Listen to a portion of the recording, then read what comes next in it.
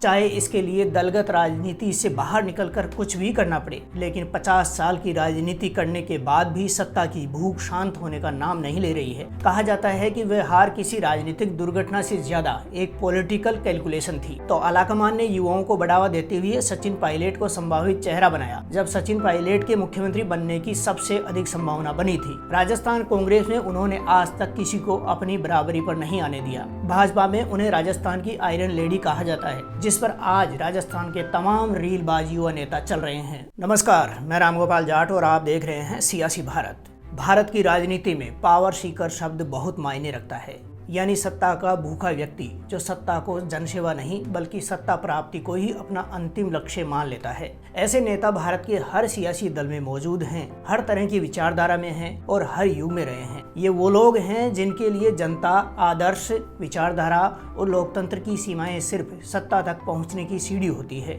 सत्ता के बिना इन्हें बेचैनी होती है और सत्ता में आने के बाद भी असुरक्षा सताती रहती है। भारत की राजनीति में ऐसे पावर सीकर यानी सत्ता लोलुप नेताओं से भरी पड़ी है, जो अपनी कुर्सी बचाने के लिए किसी भी हद तक जा सकते हैं। अगर नाम गिनाएं तो कम से कम 1 दर्जन नेता इस श्रेणी में आते हैं। राजस्थान से अशोक गहलोत, वसुंधरा राजे, महाराष्ट्र से शरद पवार, उद्धव ठाकरे, रामदास अठावले, पश्चिम बंगाल में ममता बनर्जी, दिल्ली में अरविंद केजरीवाल, बिहार में नीतीश कुमार, रामविलास पासवान, लालू प्रसाद यादव, यूपी में मायावती और अखिलेश यादव, आंध्र प्रदेश में चंद्रबाबू नायडू, तमिलनाडु में एम करुणानिधि और जयललिता इसके बड़े उदाहरण हैं। और इन सब से कई गुना अधिक हैं नरेंद्र मोदी, जो 2001 में सत्ता पर काबिज हुए थे। मोदी का जादू ऐसा है कि बीते 24 साल में एक दिन भी सत्ता से बाहर नहीं रहे। यानी इन तमाम नेताओं में यदि सही मायने में सत्ता लोलुप नेता का खिताब पाने लायक कोई नेता है तो वो अशोक गहलोत ही हैं, जिन्होंने सत्ता के लिए दूसरी पार्टियों को खत्म किया,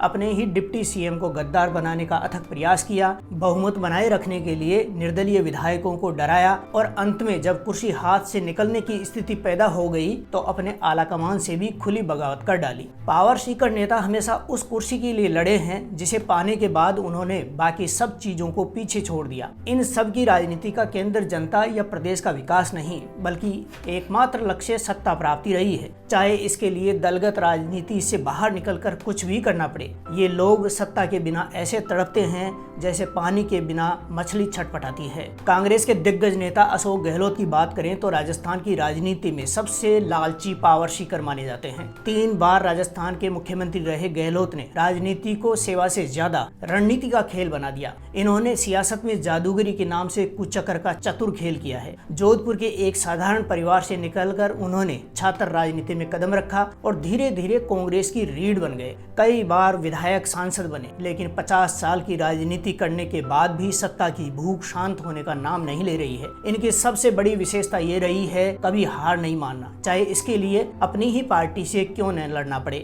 गहलोत की राजनीति का मूल सिद्धांत कुर्सी ही सबसे बड़ी सेवा है। इसके लिए हर उस नेता को या तो अपने साथ मिला लेते हैं या फिर राजनीतिक रूप से निष्क्रिय कर देते हैं जो उनकी कुर्सी के लिए खतरा बन सकता है। ये रणनीति उन्होंने 1998 में पहली बार मुख्यमंत्री बनने के लिए अपनाई। हरिदेव जोशी, परशुराम मदेरणा, शीशराम ओला, महिपाल मदेरणा, सीपी जोशी, रामेश्वर डूडी, सचिन पायलट और अब गोविंद सिंह डोटासरा, ये सभी नेता किसी न किसी दौर में सत्ता लोलुप अशोक गहलोत के शिकार बने हैं। 2008 के चुनाव के बाद जब कांग्रेस बहुमत से 6 सीटें पीछे रह गई, तब भी गहलोत ने ऐसा समीकरण बनाया कि सीपी जोशी, जो मुख्यमंत्री की रेस में थे, वो 1 वोट से चुनाव हार गए। कहा जाता है कि वह हार किसी राजनीतिक दुर्घटना से ज्यादा एक पॉलिटिकल कैलकुलेशन थी। सीपी जोशी को किनारे करके उन्होंने अपनी सत्ता बचाने के लिए बसपा के सभी जीते हुए 6 विधायकों को कांग्रेस में शामिल कर लिया, यानी राजस्थान से पूरी राजनीतिक पार्टी को ही निगल गए। इसके बाद 2018 में जब कांग्रेस सत्ता में लौटी तो आलाकमान ने युवाओं को बढ़ावा देते हुए सचिन पायलट को संभावित चेहरा बनाया, मगर गहलोत ने ऐसा माहौल बनाया कि सचिन पायलट को डिप्टी सीएम की कुर्सी तक सीमित रहना पड़ा। इस तीसरे कार्यकाल में भी अशोक गहलोत ने दूसरी बार बसपा के सभी 6 विधायकों को कांग्रेसी बना डाला। अपनी सत्ता बचाने के लिए उन्होंने सचिन पायलट की नाराजगी को कांग्रेस कांग्रेस से गद्दारी का नाम दे डाला। पॉलिटिकल ड्रामा करके अपनी सरकार को उन्होंने 34 दिन 2 होटलों में कैद कर दिया, लेकिन सत्ता को नहीं छोड़ा।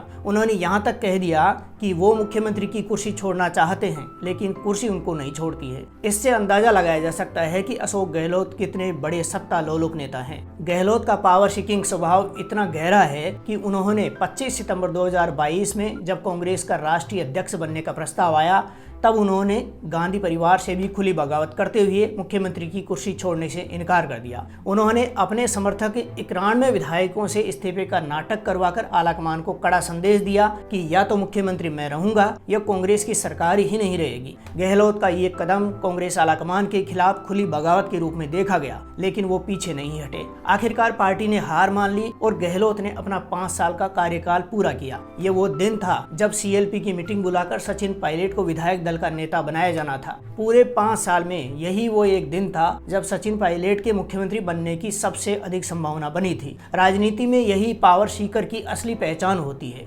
जो संगठन, नेता और अनुशासन को अपनी सत्ता के सामने बोना साबित कर देता है। अशोक गहलोत की राजनीति में एक और खास बात है, वे कुर्ता पायजामा और चप्पल पहने हमेशा साधु की तरह सरल छवि में रहते हैं, लेकिन उनके भीतर एक सियासी रणनीतिकार छुपा है। उनके पहनावे की सादगी के पीछे सत्ता की अद्भुत भूख छिपी है। चाहे अपने विरोधियों को मुस्कुराहट से निष्क्रिय करना हो, कानूनी कार्रवाई के डर से मंत्रियों विधायकों को अपने साथ रखना हो, या अपने समर्थकों को सत्ता के मोह में बांध कर रखना हो, गहलोत इस कला में माहिर खिलाड़ी हैं। गहलोत किसी को सीधे दुश्मन नहीं बनाते, लेकिन धीरे धीरे उसकी सियासी जमीन खिसका देते हैं। यही कारण है कि 50 साल से सक्रिय रहते हुए राजस्थान कांग्रेस में उन्होंने आज तक किसी को अपनी बराबरी पर नहीं आने दिया। बीजेपी नेत्री वसुंधरा राजे की बात करें तो वो भी पावर सीकर की श्रेणी से अलग नहीं है। भाजपा में उन्हें राजस्थान की आयरन लेडी कहा जाता है, लेकिन असल में वो भाजपा के संगठन से ज्यादा अपनी निजी सत्ता के लिए जानी जाती है। 2 बार मुख्यमंत्री रही वसुंधरा ने हमेशा पार्टी के भीतर अपनी समानांतर सरकार चलाई। यही वजह है कि कई बार वसुंधरा का रिश्ता भाजपा आलाकमान से टकराव वाला रहा है, क्योंकि वे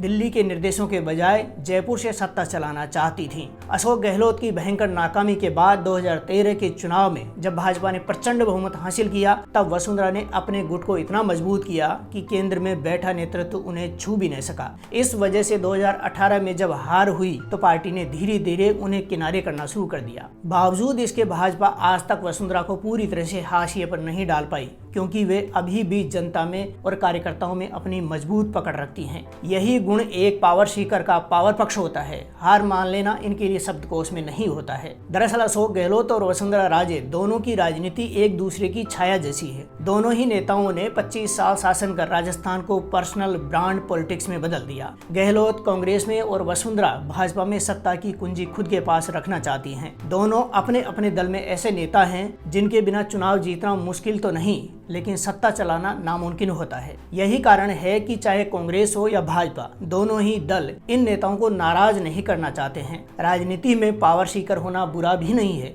लेकिन जब सत्ता की भूख लोकतंत्र और जनता के ऊपर हावी हो जाए तब ये बीमारी बन जाती है। अशोक गहलोत और वसुंधरा राजे जैसे नेताओं की सफलता इस बात का सबूत है कि भारत में राजनीति अब सेवा नहीं बल्कि सत्ता प्राप्ति की कला बन चुकी है। जनता इनके लिए साधन है, सेवा का लक्ष्य बिल्कुल भी नहीं है। यही कारण है कि जनता हर बार सत्ता बदल देती है, मगर पावर सीकर नेता फिर भी नहीं बदलते। वे सिर्फ चेहरा, नारा और तरीका बदलते हैं, लेकिन उनमें कुर्सी की भूख जस की तस रहती है। आप सोच रहे होंगे कि मैंने इन्हीं 2 नेताओं की बात क्यों की। असल बात यह है कि राजस्थान में अपने समय के दिग्गज नेता रहे हीरालाल शास्त्री, जयनारायण व्यास, मोहनलाल सुखाड़िया से लेकर भैरव सिंह शेखावत तक 14 मुख्यमंत्री बने हैं, लेकिन कभी इतने सत्ता लोलुप नहीं रहे जितने अशोक गहलोत और वसुंधरा राजे रही हैं। इन्हीं दोनों नेताओं ने विपक्ष के बजाय अपने दल के नेताओं को जमींदोज कर सत्ता पाने का नया रास्ता बनाया है, जिस पर आज राजस्थान के तमाम रीलबाज युवा नेता चल रहे हैं।